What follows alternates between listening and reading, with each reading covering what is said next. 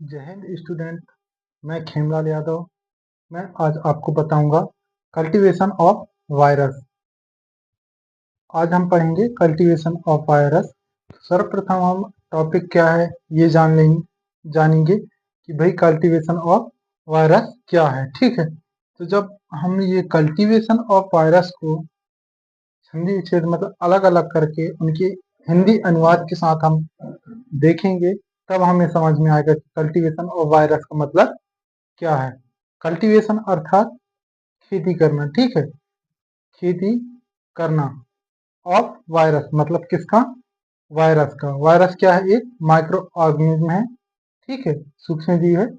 उसका क्या करना है? हमें खेती करना है। ठीक है, जिस तरह हम किसी भी फसल का खेती करते हैं, जैसे कि धान का, मार्केट से हम 1 बोरी 2 बोरी हम क्या लाए? धान का बीज लाए और उसे हम खेत में बो देते हैं। ठीक है, उसके बाद हमारे पास 2-3 महीने बाद हम जब फसल काटते हैं तो हमारे पास बहुत सारा धान हो जाता है। ठीक है, उसी प्रकार हम कल्टीवेशन ऑफ वायरस में यह पढ़ेंगे कि वायरस की खेती कैसे किया जाता है। हम तो धान का फसल अच्छे से उगा लिए, कम धान से ज्यादा धान बना ली, लेकिन कम वायरस से कैसे अधिक वायरस कर सकते हैं, आज हम ये पढ़ेंगे। ठीक है, स्टार्ट करते हैं इंट्रोडक्शन की। अगर बात की जाए, वायरस का कल्टीवेशन लिविंग सेल में किया जाता है। नॉन लिविंग सेल में हम इसका कल्चर नहीं कर सकते। आर्टिफिशियल कल्चर के थ्रू वायरस की ग्रोथ नहीं कराया जाता। वायरस की कल्टीवेशन, आपको पता है कि वायरस एक सूक्ष्म जीव है। ठीक है, इसकी जो खेती है हम आर्टिफिशियल तरीके से नहीं करा सकते। जिस प्रकार हम बैक्टीरिया की खेती करते थे, ठीक है, हम उसे न्यूट्रिएंट न्यूट्रिएंट अगार दे देते थे, जिससे उनका हम उनको हम ग्रो कर लेते थे। लेकिन वायरस ऐसा नहीं है। वायरस को अगर हमें ग्रो करना है या फिर उसकी कम वायरस से अधिक वायरस हमें प्राप्त करना है, तो उसके लिए क्या करना पड़ेगा? हमें एक लिविंग सेल की आवश्यकता होती है, आवश्यकता होगी, जिस पर हम वायरस को कम वायरस से अधिक वायरस बना सकते हैं, और लिविंग सेल में ही हम इसकी खेती कर सकते हैं। ठीक है, वायरस इंट्रासेल्युलर पैरासाइट है जो कल्चर मीडिया के द्वारा ग्रो नहीं कर सकते हैं। ठीक, यह कह रहा है कि वायरस इंट्रासेल्युलर पैरासाइट है जिसको हम कल्चर मीडिया के थ्रू हम ग्रो नहीं कर सकते। अर्थात इंट्रासेल्युलर मतलब, इसको जब हम ध्यान से समझेंगे, इंट्रा मतलब अंदर, ठीक है, ये सेल है मान लें, ठीक है, ये टिश्यू है, ठीक, इसके अंदर, ठीक है, इसके ऊपर वह यहाँ छोड़ दी, हम वायरस को मान लेते हैं। ठीक है, माना हम वायरस को यहाँ छोड़ेंगे तो यह उसके लिए प्रतिकूल स्थिति होगा, इसमें वह जीवन यापन नहीं कर सकता। उसको हम अगर इस स्किन के नीचे हम रखेंगे, ठीक है, तब वह नीचे की स्किन के नीचे जो परिवेश मिलेगा उसे, पर्यावरण मिलेगा, किसके लिए? वायरस के लिए, वायरस को मिलेगा, तो वह उस जगह में वह अपना जीवन यापन करेगा। इसी को बता रहे हैं कि यह इंट्रासेल्युलर पैरासाइट है, परजीवी है। ठीक है, अदर माइक्रो ऑर्गेनिज्म जो कि सरफेस पर ही अपना जीवन यापन करने लगते थे, ठीक है, इन्फेक्शन कॉज कर देते थे, लेकिन यह एक इंट्रासेल्युलर पैरासाइट है जिसको ग्रो करने के लिए हमें किस चीज की आवश्यकता होगी? लिविंग सेल की आवश्यकता होगी। कल्चर मीडिया के थ्रू हम इसे ग्रो नहीं कर सकते। ठीक है, वायरस को सुटेबल होस्ट, उपयुक्त पोषकों जैसे जीवित कोशिका में ग्रो किया जा सकता है। यह बोल रहा है कि वायरस को सुटेबल होस्ट अर्थात जैसे कि किसी वायरस को ग्रो करना है, हमारे पास इतने से वायरस है, ठीक है, उनको इतना सारा करना है। एक सुटेबल होस्ट अर्थात जैसे कि आप पिछले कक्षाओं में पढ़े होंगे, होस्ट मतलब कि एक परजीवी जो सूक्ष्म जीव होता है, बड़े जीव के अंदर अपना जीवन यापन करने लगता है, तो वह बड़ा जीव क्या कहलाएगा? होस्ट कहलाएगी, ठीक है। उसी प्रकार इसमें एक सुटेबल होस्ट की जरूरत होती है, किसे? पैरासाइट अर्थात वायरस को, ठीक है। इतना बात समझ में आया। अब आगे बढ़ते हैं। The primary purpose of viral cultivation are, यह बोल रहे हैं कि हम वायरस की कल्टीवेशन क्यों करते हैं? जिस कदर हमारा उद्देश्य तो फसल उगाने का रहता है कि हमें खाना है भाई, भोजन खाना है, ठीक है। अपने जीवन यापन करने के लिए हमारे लिए मुख्य चीज क्या आवश्यकता है? भोजन, आवास, ठीक है, वस्त्र। उसी प्रकार यह क्यों आवश्यक है? कल्टीवेशन इसका हमें क्या लेना देना है? लेकिन लेना देना है किस चीज के लिए? वायरस को कल्टीवेशन करने के लिए, ठीक है। तो क्यों आवश्यक है ये देखेंगे। तो वायरस की आइडेंटिफाई करने के लिए। वायरस की आइडेंटिफाई कब करेंगे?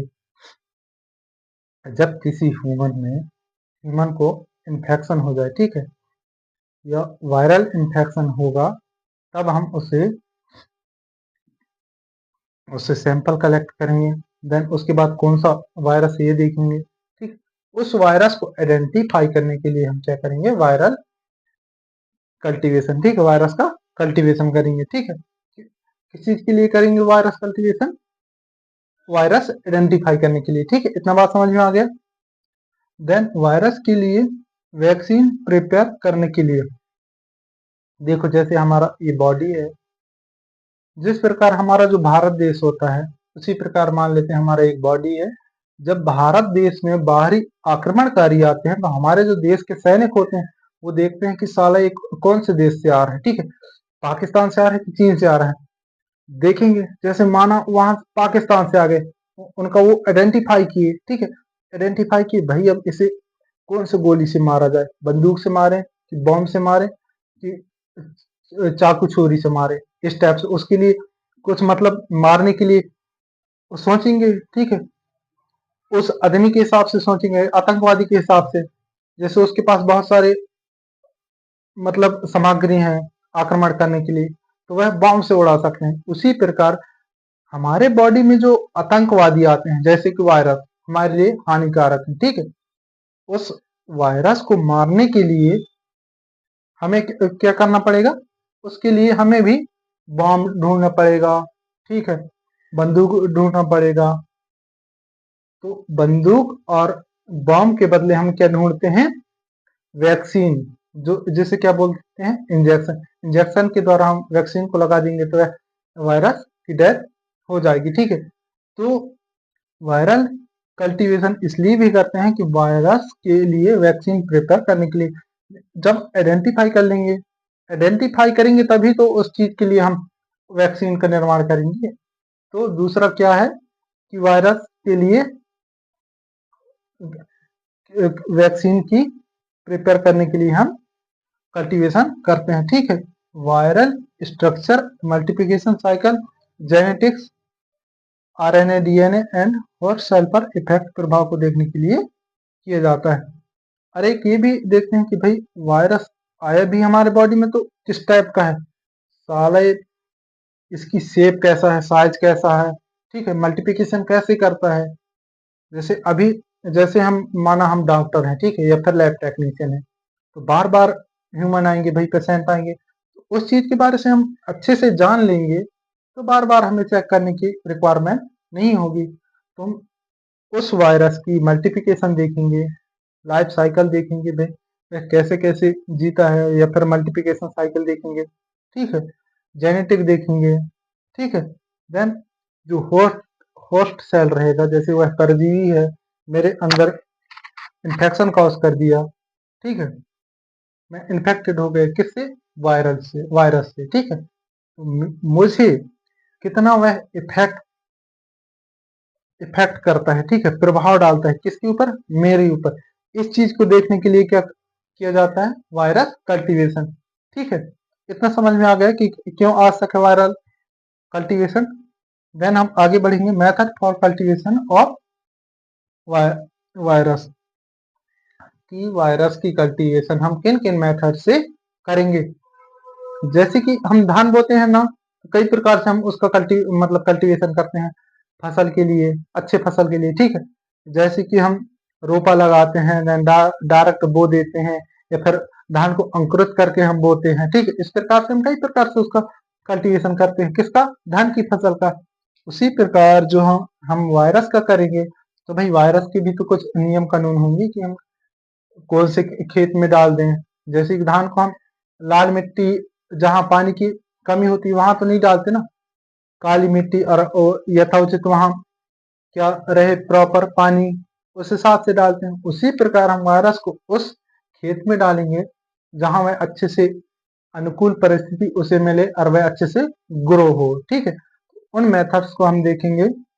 फर्स्ट मेथड है inoculation of virus into animals. Virus को अब कहाँ हम ग्रो करेंगे, एनिमल्स में, ठीक है, फर्स्ट मेथड में। दूसरी method inoculation of virus into embryonated egg. Embryonated egg मतलब अंडा, अंडा खाए ना, जैसे कि जो हैंस की अंडे होते हैं और अदर पक्षियों के जैसे बतख के, इसी कई बहुत सारे पक्षी होते हैं, उनके अंडे खाए जाते हैं, ठीक है। तो एग में हम क्या करेंगे, वायरस की इनोकुलेशन अर्थात खेती करेंगे, ठीक है। और तीसरा देखेंगे टिश्यू कल्चर। हम टिश्यू के अंदर भी उसे ग्रो कर सकते हैं, ठीक है। टिश्यू के अंदर हम क्या करेंगे, ग्रो। अब सर्वप्रथम क्या देखेंगे, एनोकुलेशन एनिमल। फर्स्ट है हमारा एनोकुलेशन एनिमल। सर्वप्रथम वायरस का एनोकुलेशन ह्यूमन में ही किया गया था, ठीक है। देखो जैसे पहले के वैज्ञानिक जो थे भाई, उन्हें पता नहीं था, इतना डेवलप नहीं हुआ था, ठीक है। अब शुरुआती दौर है, कुछ चीजों को, जैसे कोई भी चीज एकदम से तो बन नहीं जाता है, ठीक है। अब भाई कोई भी चीज नया हम पाएंगे तो उसमें धीरे धीरे धीरे खोज करते करते करते हम उसके बारे से बहुत अच्छा खासा ज्ञान अर्जित कर लेंगे, तो डायरेक्ट हम उसी पर क्या काम करेंगे। लेकिन पहले के जो वैज्ञानिक थे, जो वायरस को इनोकुलेट करते थे, मतलब उन्हें सेपरेट करने के लिए, भाई जैसे कोई पेशेंट आया, वह क्या है, संक्रमित है, इन्फेक्टेड है, किससे है, वायरस से, ठीक है। वायरस से इन्फेक्टेड है, तो हम उसे वायरस, उसमें जो वायरस इन्फेक्ट हुआ है, मतलब प्रभावित किया है, ठीक है, उस वायरस की जो, वायरस को हम ग्रो करेंगे तभी तो जानेंगे। तो पहले के जो वैज्ञानिक थे, ह्यूमन पर ही वो इसका वायरस का कल्टीवेशन करने लगते थे, ठीक है। सर्वप्रथम ह्यूमन ही वह ऐसा जीव था जिसमें वह कल्टीवेशन करते थे। कौन करते थे, वैज्ञानिक करते थे, ठीक है। एडवर्ड स्टेवन रीड एंड कोलेगस सहकर्मी 1900 में येलो फीवर पर प्योनियरिंग वर्क अर्थात अग्रणी कार्य के लिए ह्यूमन वॉलंटियर्स स्वयंसेवक का यूज किया। जो रीड वैज्ञानिक थे एवं उनके जो सहकर्मी, उसके साथ काम करने वाले रीड वैज्ञानिक और उसके साथ जो काम करने वाले लोग थे, उन्होंने 1900 में यह किया, किसे डियाग्नोस मतलब सेपरेट करने के लिए, येलो फीवर पर, मतलब अग्रगणी कार्य करने के लिए, ठीक है। किस पर, येलो फीवर पर, ठीक है। एक डिसीज है, उस पर कार्य करने के लिए किस पर वह प्रयोग किए, ह्यूमन पर, ठीक है। रीड और उसके सहकर्मी साथ में काम करने वाले एक ह्यूमन वॉलंटियर्स का ही यूज किए, स्वयंसेवक का यूज किए, उसी के अंदर वायरस का कल्टीवेशन किए। कब, 1900 में, ठीक है। ये क्वेश्चन इंपॉर्टेंट है, रीड ने कब स्वयंसेवक के अंदर वायरस का कल्टीवेशन किया था, इस प्रकार से पूछ सकता है। देन हम आगे चलते हैं। इसमें सीरियस रिस्क होने के कारण ह्यूमन वॉलंटियर्स का यूज तब किया जाता है जब कोई अदर मेथड ना हो और जब वायरस हार्मफुल ना हो। लेकिन उन्होंने देखा, जैसे शुरुआती दौर में उन्होंने तो उसका कर दिया, वायरस का कल्टीवेशन किस में, ह्यूमन में। लेकिन उन्हें लगा कि भाई यह तो सीरियस रिस्क है, अगर वायरस खतरनाक हुआ या फिर ज्यादा इन्फेक्शन कॉज करने वाला हुआ, तो जिस ह्यूमन का हम यूज कर रहे थे वह तो डेथ हो ही जाएगा किसी प्रकार से, तो ज्यादातर उसे नुकसान ही पहुंचेगा ना। इस प्रकार से उन्होंने सोचा। और ह्यूमन का यूज तभी किया जाता है कल्टीवेशन, वायरस कल्टीवेशन में, जब अदर मेथड नहीं हो, जैसे कि कई प्रकार के एनिमल हमें प्राप्त नहीं होता, या फिर उसमें ज्यादा सीरियस रिस्क नहीं रहता। ठीक है, तब किसका यूज किया जाता है? ह्यूमन का यूज किया जाता है। ठीक है, इतना समझ में आ गया। और जब मेथड ही ना हो अदर एनिमल्स के ऊपर इसको काम करने के लिए, ठीक है, तब किसका यूज किया जाता है? ह्यूमन का यूज किया जाता है। देन आगे देखते हैं, वेलर 1903 में माइस का उपयोग करके एनिमल एनुकुलेशन को बढ़ावा दिया। वेलर एक वैज्ञानिक है, उन्होंने 1903 में माइस का उपयोग, चूहा का उपयोग करके एनिमल कल्टीवेशन को बढ़ावा दिया। उन्होंने ह्यूमन में पहले करते थे, लेकिन वैज्ञानिकों के दिमाग में आया कि भाई हम जैसे एनिमल हैं, एनिमल में ही आएंगे, लेकिन हम इंसान हैं, एनिमल जानवर नहीं समझना, जीव है। ठीक है, समझ गए? हम जिस प्रकार से जीव हैं उस प्रकार से एक माइस ही जीव है, उसमें हम वायरस का कल्टीवेशन कर सकते थे। इस प्रकार से किसने किया? वैज्ञानिक ने किया। कब किया? 1903 में किया। और एनिमल एनुकुलेशन या फिर कल्टीवेशन को बढ़ावा दिया। ठीक है, माइस वायरोलॉजी में ज्यादा यूज किए जाने वाला एनिमल है। अब देखो, एक दो बार उन्होंने देख लिया कि भाई हम माइस में भी वायरस को कल्टीवेशन कर सकते हैं, थोड़ा सा वायरस को बहुत सारे वायरस में चेंज कर सकते हैं, इसलिए किसका यूज किया? उन्होंने माइस का यूज किया। और धीरे धीरे माइक्रोबायोलॉजी लैब में माइस का उपयोग ज्यादा होने लगा, और अभी भी हो रहा है। सबसे ज्यादा कौन से एनिमल का यूज हो रहा है? माइस का यूज हो रहा है। ठीक है, आगे चलते हैं। इन्फेंट माइस अर्थात 48 आवर्स ओल्ड का यूज किया जाता है। ठीक है, 48 घंटे जो हो चुका है उसका यूज किया जाता है। ठीक, एनिमल में डिसीज एंड डेथ को ऑब्जर्व किया जाता है। भाई देखो, कोई भी हमारे पास एनिमल है लैब में, उसमें हम क्या कर रहे हैं? वायरस की कल्टीवेशन। जब वायरस को उसके बॉडी में हम इंटर कराएंगे, ठीक है, जब वायरस को किसी भी एनिमल के बॉडी में इंटर कराएंगे, तो भाई जिस तरह हमारे बॉडी में एंटर करता है तो डिसीज कॉज करता है, उसी प्रकार उस एनिमल में भी तो डिसीज कॉज कर सकता है।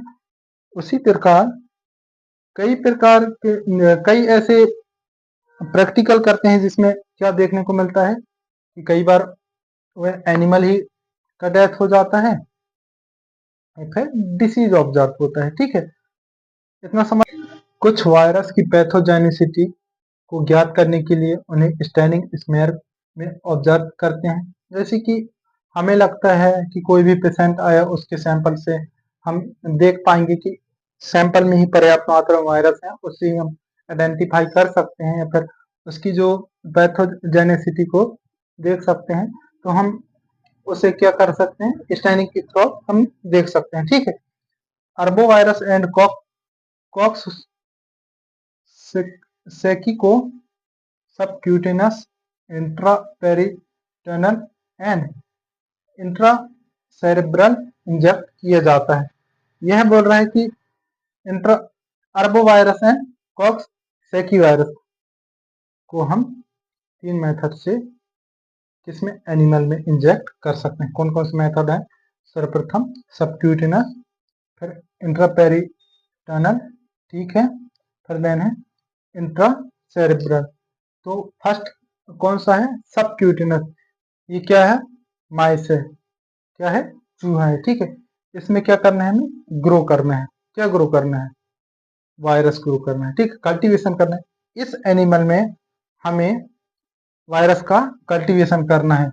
बेचारा बीमार दिख रहा है, लेकिन ऐसा नहीं है, ग्रो हो जाएगा। ठीक है, तो हम 3 प्रकार से इसमें इंजेक्ट करके वायरस का कल्टीवेशन करेंगे। तो फर्स्ट क्या है? सबक्यूटेनस, अर्थात देखो हमारे पास जो वायरस पेट्री देश में है, ठीक है, कम मात्रा में है, ठीक है, तो इसे हम अधिक मात्रा में बनाने के लिए यहाँ से हम किस में फिल करेंगे, इंजेक्शन में, सिरिंज में फिल किए, ठीक है। देन हम इसे इस वाले भाग में हम इंजेक्ट करेंगे। तो यहाँ जब इंजेक्ट करेंगे तो उसे क्या बोलेंगे, सब क्यूटेनस, ठीक है। लेकिन जब हम हेड में करेंगे, जो उसका हेड वाला ब्रेन वाला भाग रहेगा उसमें करेंगे, तो उससे क्या बोलेंगे, इंट्राक्रैनियल इंजेक्शन या फिर इंट्रा सेरेब्रल इंजेक्शन, ठीक है। इंट्रा सेरेब्रल स्पेस पर हम क्या करेंगे, इंजेक्ट करेंगे, तो उस स्थान में क्या होगा, वायरल की कल्टीवेशन होगा, ठीक। देन हम इसमें टेल वैन इंजेक्शन भी लगा सकते हैं, जिससे वह डायरेक्ट लंग्स में ग्रो होंगे, ठीक है। तो इस प्रकार से हम किसमें, माइस में हम कल्टीवेशन कर सकते हैं, ठीक है। हम धान की कल्टीवेशन कहाँ करते हैं, खेत में, और वायरस की कहाँ करेंगे, चूहे में, माइस में, एनिमल में, ठीक है। एनिमल में कल्टीवेशन करेंगे, ठीक है। जो लैब में अधिकांश रूप से एनिमल यूज होते हैं वह है कि माइस है, ये तो सबसे ज्यादा हो रहा है, ठीक है। माइस है, देन गोनिया मतलब बकरा, गोनिया पे एक बकरा, ठीक है। रैपिड्स इत्यादि यूज किए जाते हैं, कहाँ किए जाते हैं, लैब में, ठीक है। माइक्रोबायोलॉजी लैब में, ठीक है, वायरस कल्टीवेशन के लिए। देन हम आगे देखेंगे इसकी एडवांटेज। भाई अब किसी भी चीज को करेंगे, उसका जैसे हम पढ़ाई कर रहे हैं तो उसका एडवांटेज भी है और डिसएडवांटेज भी है, उसी प्रकार इसका भी है कि वायरस का कल्टीवेशन जब हम किस में कर रहे हैं, एनिमल में कर रहे हैं, तो हमें फायदा हो रहा है कि नुकसान हो रहा है, ये देखेंगे, ठीक है। तो चलो देखते हैं, एडवांटेज में देखते हैं, diagnosis, pathogenesis and clinical symptoms, नैदानिक लक्षण डिटरमाइन किया जाता है। भाई इसे इसकी पैथोजेनेसिस देखते हैं, और इसे कैसे डिटरमाइन कर सकते हैं वह देखते हैं, और देन इससे हम क्या देखते हैं कि इसकी जो नैदानिक लक्षण है, सिम्टम्स है, उसे देखते हैं, ठीक है। ये देखने को हमें आसानी से मिल जाता है किसमें, एनिमल कल्टीवेशन में, ठीक है। आगे देखते हैं, वायरस आइसोलेट किया जा सकता है, वायरस को आइसोलेट मतलब अलग किया जा सकता है, कर सकते हैं किसके द्वारा, एनिमल कल्टीवेशन के द्वारा, ठीक है। वायरस रेप्लिकेशन प्रतिक्रिया प्रोवाइड करता है, अपने जैसे बहुत सारे वायरस को प्रदान करता है, ठीक है। Immune response, epidemiology and oncogenesis के अध्ययन के लिए उपयोगी है, कौन है, एनिमल कल्टीवेशन, ठीक है। और डिसएडवांटेज की बात की जाए तो एक्सपेंसिव, महंगा एंड डिफिकल्ट होता है, अर्थात जैसे कि देखो भाई, चूहा है, चूहा हम लैब में रख भी दिए, ठीक है। अब लैब में वो यहाँ वहां घूम रहा है, उसे हैंडल भी तो करना पड़ेगा, भाई उसे पकड़ना पड़ेगा, वह यहाँ वहां जाके घूम रहा है, उसे हैंडल करने में कठिन है, फिर उसे एक्सपेंसिव मतलब महंगा है वह, ठीक है, और उसे हैंडल करने में भी कठिन है, ठीक है। एनिमल का मेंटेनेंस करने में थोड़ा दिक्कत होता है, इस चीज का हमें डिसएडवांटेज होता है, ठीक है। पार्टिकुलर वायरस के लिए एनिमल का चयन करने में डिफिकल्ट होती है, क्योंकि कुछ ह्यूमन वायरस एनिमल में ग्रो नहीं कर सकते या विकसित किए जा सकते हैं, तो डिसीज कॉज नहीं करते हैं। देखो हम पूर्ण रूप से हम वायरस कल्टीवेशन के लिए हम किस में डिपेंड नहीं रह सकते, एनिमल कल्टीवेशन, क्योंकि देखो हमारे अंदर जो वायरस कल्टीवेशन होता है मतलब हमें डिसीज कॉज करता है, हमारे अंदर ग्रो होता है, ठीक, वह कहाँ नहीं होता, एनिमल्स में नहीं होता, क्योंकि सेम इन्वायरमेंट उन्हें प्राप्त नहीं होता, इसलिए वह ग्रो नहीं हो पाते। इसलिए हम एनिमल कल्टीवेशन में डिसएडवांटेज हमें मिलता है, हानि होती है, ठीक है। क्योंकि भाई जैसे कि माना अरबो वायरस हमारे बॉडी में आया है, अब उसे हम ग्रो करना चाहते हैं, उसकी कल्टीवेशन करना चाहते हैं, तब वह एनिमल को देखेंगे तो उसमें वह ग्रो नहीं करेगा, अगर करेगा भी तो उसमें डिसीज ही कॉज नहीं होगा, तो हमें आगे का कैसे पता चलेगा, ठीक है। इस प्रकार से वह हमें डिसएडवांटेज होता है। तो ये यह क्या हो गया, इतना सा एनिमल कल्टीवेशन, ठीक है। किसका कर लिए कल्टीवेशन, वायरस का कल्टीवेशन किसमें कर लिए, एनिमल में। अब क्या देखेंगे दूसरा, एम्ब्रियोनेटेड एग में देखेंगे भाई इसमें कैसा करके हम वायरस की खेती करेंगे जिससे हमें अच्छा खासा लाभ मिले। ठीक है, तो चलो देखते हैं। फर्स्ट सेकेंड है एम्ब्रियोनेटेड एग एनुकुलेशन। 1931 में गुड पास्चर ने वायरस की कल्टीवेशन एम्ब्रियोनेटेड हैंस एग का यूज किया। गुड पास्चर नामक एक वैज्ञानिक साइंटिस्ट हैं जिन्होंने 1931 में वायरस की कल्टीवेशन किसमें किया, हैंस की एग मतलब मुर्गी के अंडा खाते हो ना, उसी में किया उन्होंने। ठीक है, हम उसमें भी क्या कर सकते हैं, वायरस को ग्रो कर सकते हैं, वायरस की कल्टीवेशन कर सकते हैं। ठीक है, किसमें, हैंस की एग में, अंडा में। ठीक है, इस मेथड को बुर्नेट ने डेवलप किया, एक बुर्नेट नामक साइंटिस्ट हैं, उन्होंने इसे और अच्छा विकसित किया, डेवलप किया। ठीक है, वायरस की कल्टीवेशन के लिए 7 से 12 दिन ओल्ड एग की यूज किया जाता है, मतलब 7 से 12 दिन ओल्ड होना चाहिए, उसी का यूज किया जाता है। ठीक है, एनुकुलेशन के लिए एग की सरफेस को आयोडीन से डिसइंफेक्टेड स्टेरिलाइज किया जाता है। देखो भाई, अब कहीं भी हम, ऐसा तो नहीं है ना कि खेत में हम गए और धान ऐसे ही बो दिए। ठीक है, ऐसा नहीं होता। जब हम खेत जाते हैं, मौसम आया, पानी गिरा, तो हमें क्या करना है, धान बोना है।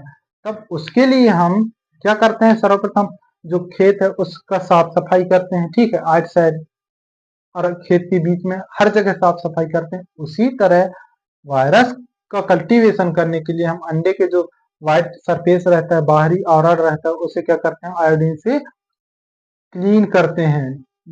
ठीक है, रूट्स ऑफ वायरस एनुकुलेशन, जो अंडा होता है उसमें हम किस किस रूट्स के द्वारा हम एनुकुलेट कर सकेंगे उसमें। ठीक है, कौन कौन से ऐसे पार्ट हैं जिसमें हम वायरस को एनुकुलेट करेंगे और उसका क्या करेंगे, कल्टीवेशन करेंगे। अंडा तो इतना सा ही रहता है, ठीक है, इतना सा, लेकिन उसके कौन से पार्ट में हम क्या करेंगे, कल्टीवेशन करेंगे, ये जानेंगे। तो the different site of viral inoculation in embryonated egg are, कई साइट्स हैं जिनमें हम क्या कर सकते हैं, वायरल की कल्टीवेशन कर सकते हैं। तो हम देखते हैं कौन कौन साइट्स हैं। कोरियोलेंटोइक मेम्ब्रेन, जिसे CAM कहते हैं, amniotic cavity, allantoic cavity, yolk sac. ठीक, 4 ऐसे साइट हैं जिसमें हम वायरस कल्टीवेशन आसानी से कर सकते हैं। आसानी से नहीं कर सकते, लेकिन उसमें किया जाता है। अब हम ये सोचेंगे घर में हम क्या कर लें, वायरल की कल्टीवेशन कर लें, इतना आसान नहीं, हमें प्रॉपर लैब की रिक्वायरमेंट होती है। ठीक है, तो फर्स्ट हम देखेंगे कोरियोलेंटोइक मेम्ब्रेन, यह कहाँ होता है और इसमें कौन कौन से वायरस की हम कल्टीवेशन कर सकते हैं, ये देखेंगे। ठीक है, इस मेम्ब्रेन का यूज मेनली पॉक्स वायरस की ग्रोथ के लिए किया जाता है। एक पार्टिकुलर पॉक्स वायरस है, इस मेम्ब्रेन में इसका कल्टीवेशन किया जाता है, कोरियोलेंटोइक मेम्ब्रेन, जो कि यह होता है, ये कौन सा हो गया, व्हाइट पार्ट हो गया। देन उसके जस्ट नीचे क्या पाया जाएगा, कोरियोलेंटोइक मेम्ब्रेन, इसमें किसे ग्रो कर सकते हैं, पॉक्स वायरस। अर्थात पॉक्स वायरस के लिए ये अनुकूल परिस्थिति, मतलब कि इन्वायरमेंट है। ठीक, जिस तरह हमें जीने के लिए एक पर्यावरण की आवश्यकता होती है, ऐसा तो नहीं है हमें जीने के लिए पानी में डाल दिया जाए हम वहां जी पाएंगे, नहीं जी पाएंगे। उसी प्रकार पॉक्स के लिए जो अनुकूल इन्वायरमेंट है वह कहाँ है, कोरियोलेंटिक मेम्ब्रेन में। ठीक है, जिस तरह हमें इस पर्यावरण में रहने के लिए हम अनुकूल हैं, ठीक है, हमारे लिए पर्यावरण अनुकूल है। ठीक, इसी प्रकार पॉक्स वायरस को जीवित रहने के लिए कौन सा मेम्ब्रेन अनुकूल है, कोरियोलेंटोइक मेम्ब्रेन। ठीक है, आगे चलते हैं। एनुकुलेशन के बाद एग के मेम्ब्रेन पर विजिबल लीजन ऑब्जर्व होते हैं, जिन्हें पॉक्स कहते हैं। जब यहाँ हम एनुकुलेट कर देंगे, जैसे कि ये है, ठीक है, पेट्री बेस है, यहाँ कुछ वायरस है, यहाँ से हम जब इंजेक्शन के थ्रू या फिर किसी भी थ्रू से यहाँ हम एनुकुलेट करेंगे तो यहाँ विजिबल लेजन देखने को मिलेगा, ये दरारें व्हाइट व्हाइट दरारें देखने को मिलेगा, ठीक है, जो कि ऑब्जर्व होंगे, उसे हम पॉक्स कहते हैं, ठीक है। हाइपर सिंप्लेक्स वायरस की ग्रो किया जाता है, ठीक है। हर्पस, सॉरी माफी चाहूंगा, हर्पस जो सिंप्लेक्स वायरस है उसका भी ग्रो कहाँ किया जाता है, कोरियोइलेंट्राइक मेम्ब्रेन में, ठीक है। कोरियोइलेंट्राइक मेम्ब्रेन का हो गया। अब हम दूसरा देखेंगे। दूसरा कौन सा था, इलेंट्राइक कैविटी। तो उसमें किस प्रकार से हम उसे कौन से वायरस को ग्रो करेंगे ये देखेंगे। एनुक्लेशन मुख्य रूप से influenza virus, yellow fever, rabies के वैक्सीन के प्रोडक्शन के लिए यूज किया जाता है। इसमें एनुक्लेशन किसके लिए किया जाता है, influenza virus, yellow fever virus, rabies के वैक्सीन के प्रोडक्शन, मतलब वैक्सीन निर्माण के लिए भाई। वैक्सीन सर्वप्रथम तो देखेंगे वायरस कैसा मतलब इफेक्ट करता है, ठीक है। उस हिसाब से वायरस को खत्म करने के लिए क्या किया जाता है, वैक्सीन का निर्माण प्रोडक्शन किया जाता है, उसके लिए यूज किया जाता है, ठीक है। इस मेथड का यूज मोस्ट एवन वायरस को आइसोलेट करने के लिए किया जाता है। मोस्ट जो एवन वायरस होते हैं, एवन वायरस मतलब जो बर्ड मतलब पक्षी को इन्फेक्टेड करते हैं, ठीक है, उस वायरस को आइसोलेट अर्थात अलग करने के लिए किया जाता है। ह्यूमन का तो किया ही जाता है, बाकी जो वर्ड की भी तो हो सकते हैं ना वायरस, उनको भी आइसोलेट करने के लिए किया जाता है, ठीक है।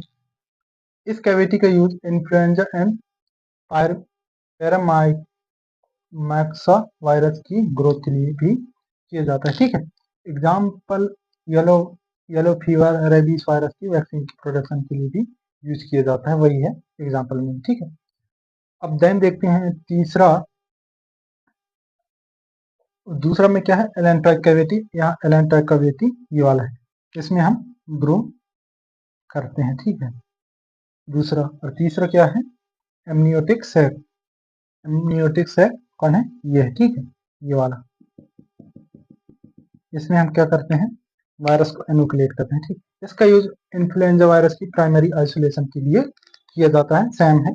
इसमें इन्फ्लुएंजा वायरस की प्राइमरी आइसोलेशन के लिए यूज किया जाता है किसका, एमनियोटिक कैविटी का, ठीक है।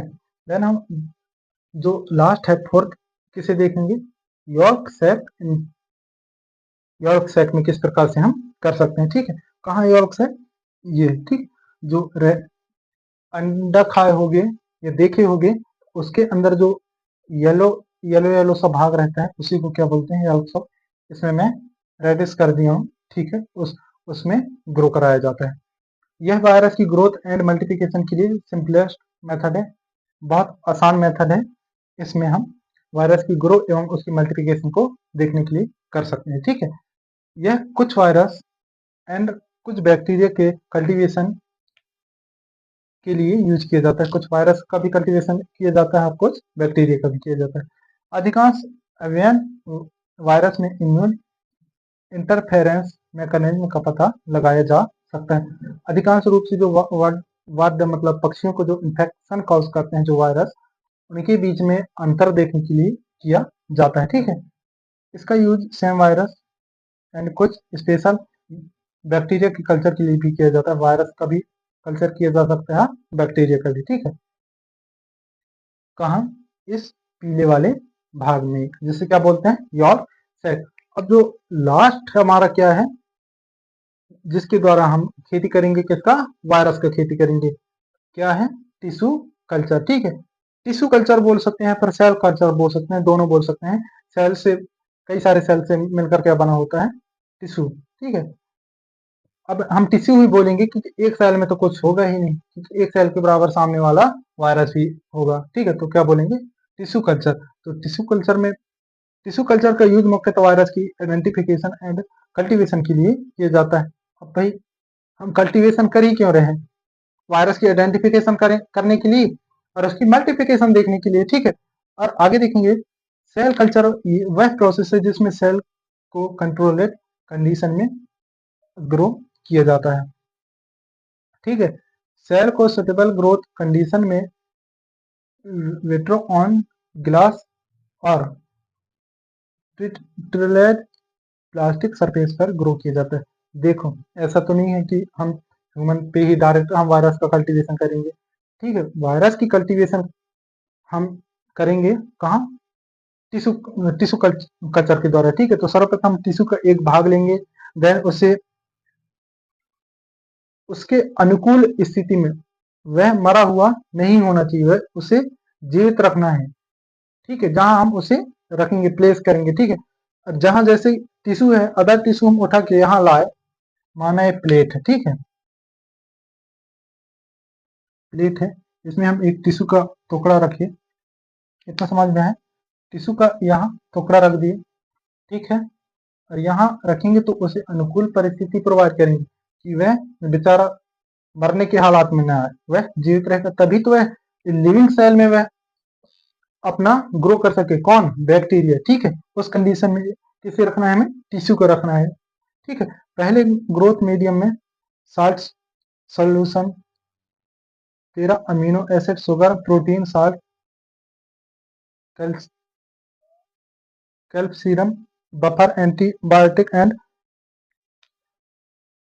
फिनोल रेज लिया जाता है और होस्ट टिश्यू को इनुकुलेट किया जाता है। जो होस्ट टिश्यू है, जिस पर परजीवी कौन? वायरस जीवित रहेगा, उसे टिश्यू के रिक्वायरमेंट के अनुसार उसे हम सब कुछ प्रोवाइड करेंगे। भाई तू जिंदा रहे। ठीक है, क्यों जिंदा रखते हैं? वायरस की कल्टीवेशन करने के लिए। अगर ये मर गया तो साला हमारा वायरस ग्रो ही नहीं होगा, कल्टीवेशन ही नहीं होगा। ठीक है, उसके लिए हमें क्या ज्यादा जरूरत है? टिश्यू को उसके अनुकूल परिस्थिति या एनवायरमेंट प्रदान करना। ठीक है, उसके बाद हम देखते हैं होस्ट टिश्यू को एनुकुलेट किया जाता है। ठीक है, होस्ट टिश्यू को अलग करके सुटेबल कंडीशन प्रोवाइड करेंगे। ठीक है, एनवायरमेंट जिसमें अनुकूल परिस्थितियों से ग्रो करा सके किसी वायरस को, और अपना भी जो कंडीशन है बनाए रखे। ठीक है, वह जीवित रह सके। ठीक है, इस प्रकार से हमारा जो कल्टीवेशन ऑफ वायरस है समाप्त होता है। ठीक है, thank you for watching. Please subscribe करें अगर आपको मेरा वीडियो जरा से भी हेल्पफुल होता है तो। धन्यवाद।